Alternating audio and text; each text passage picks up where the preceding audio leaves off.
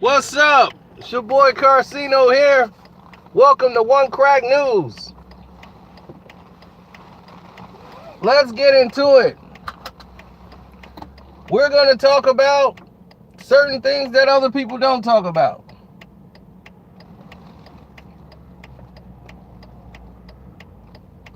Now, a lot of people talk about business, but they don't tell you how to deal with a rival competitor. Which means not that you guys have beef. It's just that you guys are competing in the same market or the same margin of, whatever your product may be or whatever thing that service you're providing to the world.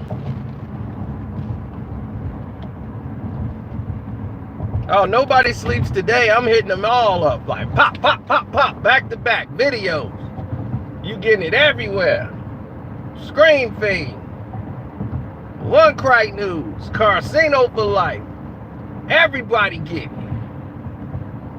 It's like a Tommy gun spraying. And I still got more heat. I got so much heat out there, I don't know if I should wait. People like, hold on. Let me get my napkins first.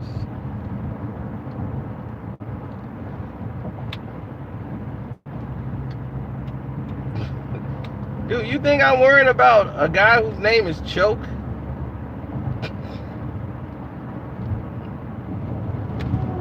Trust me, I know what that guy's doing right now. He's getting off his 9 to 5.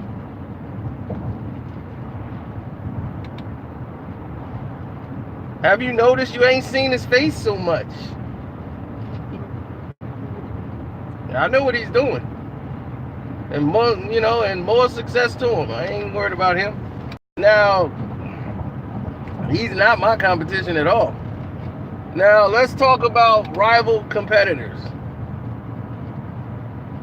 Now, if let's say your competitor is bigger than you and you're getting in this market, one thing you're gonna need to survive in the game is you're gonna have to have some skin in the game.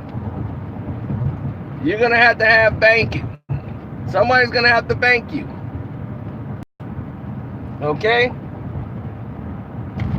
You're gonna have to have that security blanket to finance your drive.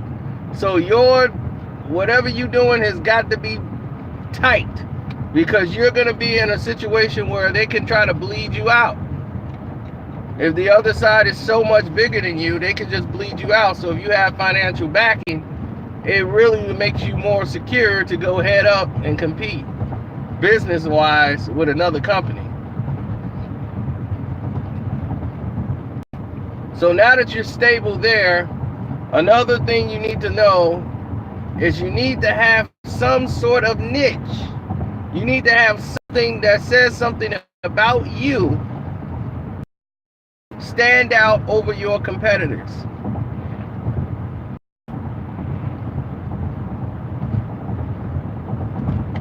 There's got to be something about your place that they would want to come, or whatever product you're selling that they want to buy from you, than the other person. No matter if it's the same thing, same whatever, they want to get it from you, then going someplace else.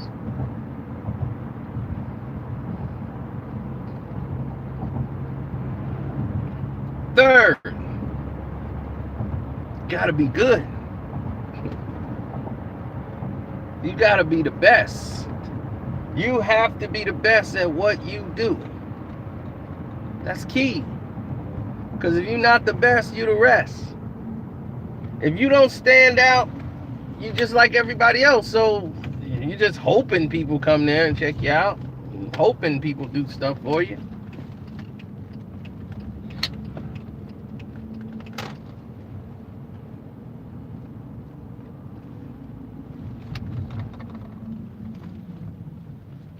Well, let's say there's a market, right? There's an avenue for change in the market. You're looking at grabbing a few things, right? Well, I'll tell you what. since we're here and we're doing it live, you guys name the business. We'll just pick a business.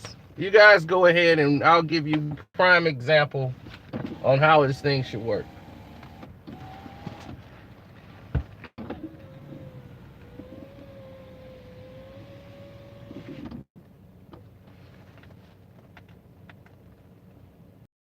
Okay, KFC food business, right?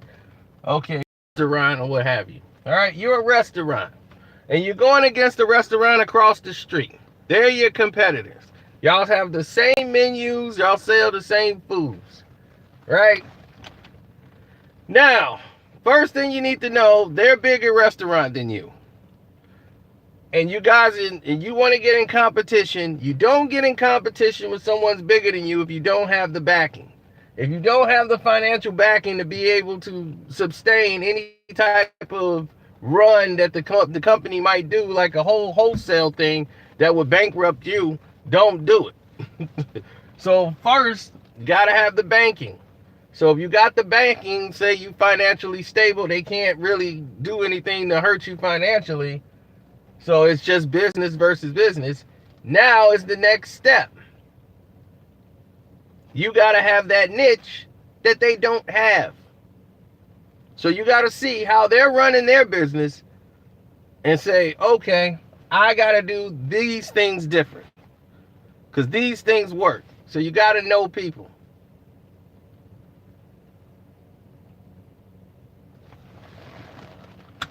See, me, if it's a restaurant where we're serving people, I try to find out, are we going to be breakfast, lunch, dinner, or just lunch and dinner? Which one is more profitable?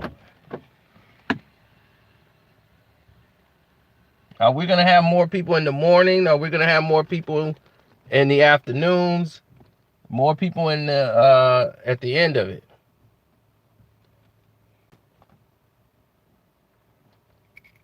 So you got to have that niche that the other thing don't have.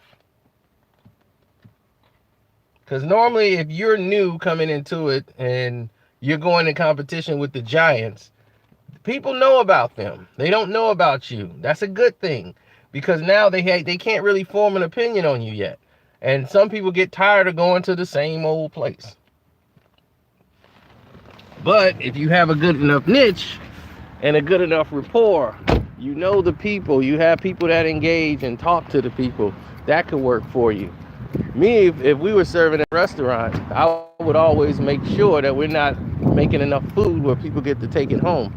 Because you go to a restaurant to eat there, especially if you're sitting there and you don't order to take it with you and you're sitting down, that is for you to eat there, not to take home. If they packing their plates up to leave to go home, that means you're giving them too much food. So portion control would be my main concern, to make sure I'm just giving them just enough to get full.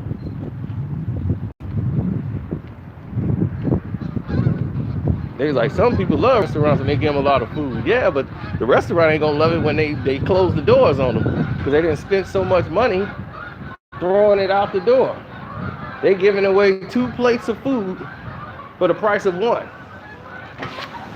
That's not good business.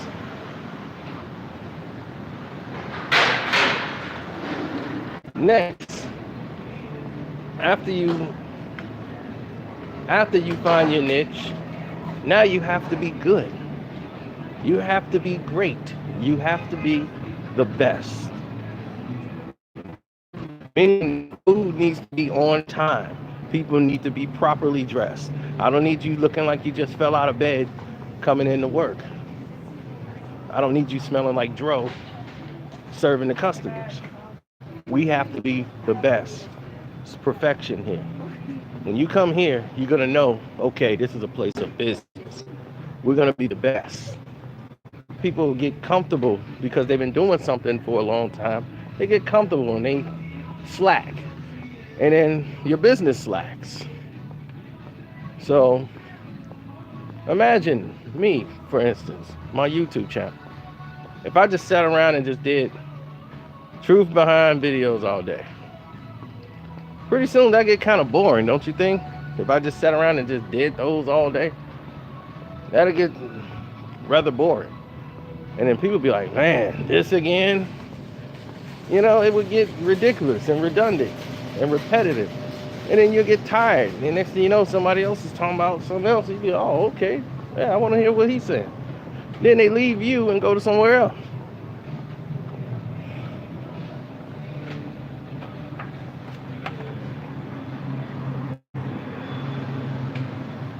So that could get repetitive. So when you see me, I talk about a variation of different, like I can chew gum at the same time. So that's why I was saying what it is that you do.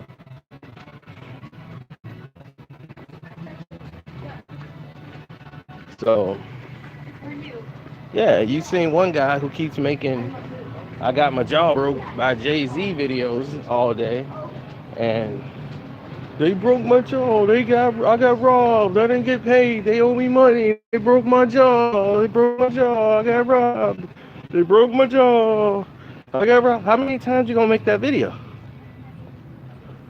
How many times you gonna continuously make that video and tell the same story before you more? It'll take people a while. They'll figure it out.